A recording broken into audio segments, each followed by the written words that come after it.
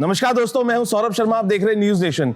News nation में आज मेरे साथ ऐसे डायरेक्टर मौजूद हैं जिनको आप हमेशा से कम बोलते हुए देखते हैं, लेकिन जब भी वो बोलते हैं वो बहुत मुद्दे की बात पे बोलते हैं। जी हाँ, मैं बात कर रहा हूँ राम गोपाल वर्मा की। सर, बहुत बहुत स्वागत है आपका न्यूज नेशन में। हाय हाय हाय सर, सबसे पहले आपको कॉन्ग्रेचुलेशंस, आपने एक नया OTT प्लेटफॉर्म लोगों के लिए तैयार किया है जहाँ पे आप लोगों के एंटरटेन करने के लिए बहुत सारी फिल्में लेके आएंगे। तो क्या सोच थी आपकी इस प्लेटफॉर्म को लाने के पीछे?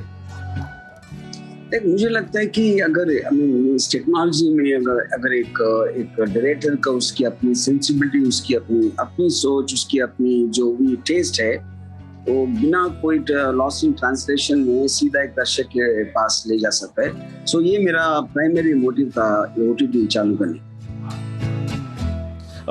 राम गोपाल जी, मैं जानना चाहूंगा कि आपने क्या सोचा है, कौन कौन सी फिल्में और क्या क्या आप इस OTT प्लेटफॉर्म पे लाने वाले हैं? और बहुत सारे, स्टार्टिंग में डी कंपनी, ये तो एक बायोपिक है गैंगस्टर दाऊद इब्राहिम का, उसके साथ हम शुरू कर रहे हैं। और एक 2 हफ्ते में डेंजरस नाम का एक फिल्म आएगा, वो एक लेस्बियन लव स्टोरी है। बहुत ही अलग तरह के कंटेंट करने का एक इंटेंशन है। मैं ये जानना चाहता हूँ कि आपकी एक डी कंपनी आ रही है। 2002 में भी हमने आपकी कंपनी मूवी देखी थी। तो सर, ये जानना चाहता हूँ कि आपको क्या फैसिनेट करता है? आप बार बार अंडरवर्ल्ड पे मूवीज लाते हैं और लोगों को पसंद भी आती है, तो what fascinates you about this underworld?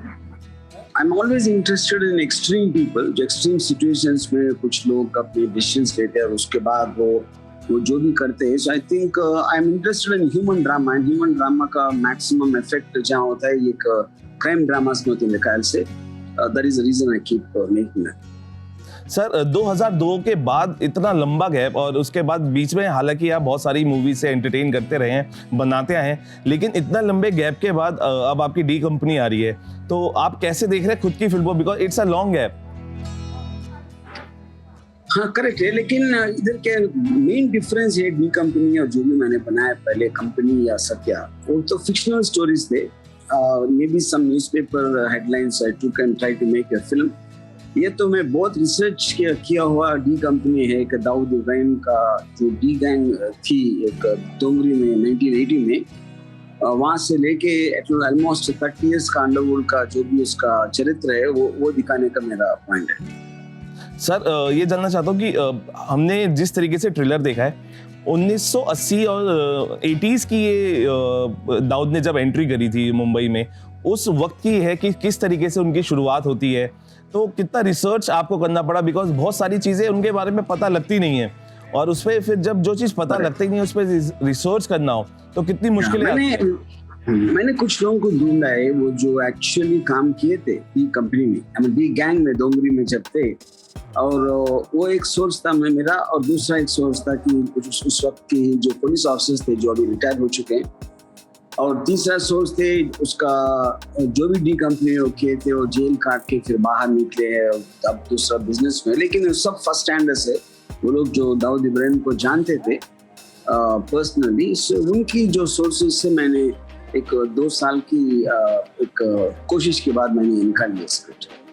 तो सर, आप हमेशा जाने जाते हैं न्यू टैलेंट्स को मौका देने के लिए, और शामली के भी कुछ एक ऐसा फेस दिखाई देगा, तो क्या इस बार भी आपके नए सारे चेहरे दिखाई देंगे या किसी को आपने? yes. मैं हर एक को मैं एक नया एक्टर को लिया। वो उसकी वजह ये है कि मैं समझता हूँ कि जब नए लोग होते हैं हमको कैरेक्टर्स देते हैं, जब एस्टैब्लिश इमेज जो लोग होते हैं उनको हम सिर्फ उनकी बैकग्राउंड की वजह से दूसरे फिल्म कर चुके हैं, हम उनको परफॉर्मेंस देखते हैं। सो रियलिज्म के लिए मुझे लगता है कि नए चेहरे विल वर्क मच बेटर। जी, RGV, मैं आपसे ये भी जानना चाहता हूँ कि जब आपने OTT प्लेटफॉर्म लेके आए अपना नया, और बहुत सारी पाबंदियां लगा दी गई हैं इस पे, और उसके बाद आपको लगता है कि आपको पूरी छूट नहीं मिल पाएगी जो आप दिखाना चाहते हैं OTT पे? वैसा कुछ नहीं है। इसीलिए OTT एक ऐसा माध्यम है जो हमारा और दर्शक का बीच में जो लॉस इन ट्रांसलेशन जो होता है वो काट देते हैं। So I think that is really the future of the film sir.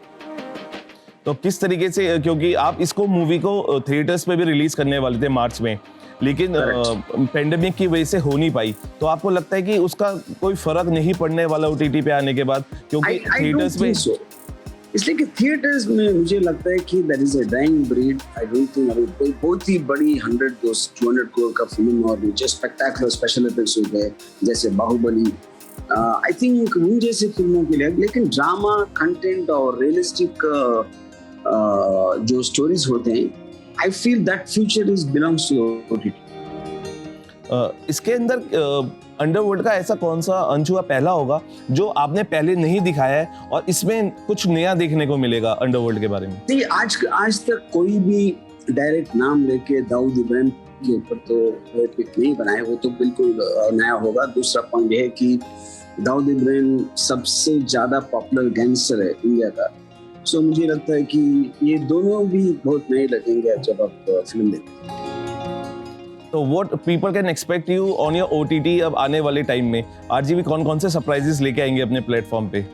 मैं बहुत सारे मैं प्लान कर रहा हूँ, मैं आगे चल के एक I will keep on telling that मैंने भी एक लेस्बियंस के ऊपर एक लव स्टोरी मैंने बताया, डेंजरस, वो भी बहुत जल्द रिलीज होगी। आपको लगता है कि कोविड की वजह से आप भी थिएटर्स को मिस कर रहे हैं? अगर थिएटर्स पे आती तो एक अलग ऑरा होता है, एक अलग बिग स्क्रीन पे देखने जब लोग जाते हैं तो वो जो पर्दा होता है वो अलग ही होता है और उसको मिस करेंगे लोग। हो सकता है, शायद हो सकता है, लेकिन हमको तो टाइम के हिसाब से चलना है। आज जी वक्त कोविड चला रहे, हम नहीं चला रहे, सो कोविड के हिसाब से हमको भी चलना चाहिए।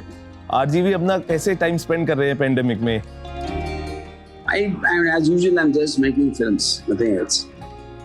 So RGV, what all you have to say to your fans here कि आप कुछ अपने OTT के बारे में बताना चाहेंगे, डी कंपनी के लिए कुछ बोलना चाहेंगे?